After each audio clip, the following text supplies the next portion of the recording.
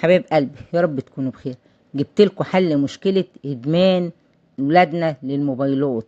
ازاي تتعاملي مع ولادك اللي طول النهار قاعدين على الموبايلات ومش عايزين يحفظوا قرآن علشان الموبايل، مش عايزين يذاكروا المواد علشان برضو الموبايل، مش سامعينك اصلا وانت بتنادي عليهم علشان صوت الموبايل عالي، وفي الاخر عندهم مشاكل صحية ونفسية وبلادة فكرية وبينسوا بسرعة. وكل ده بسبب ايه؟ الموبايل. طيب الحل ايه؟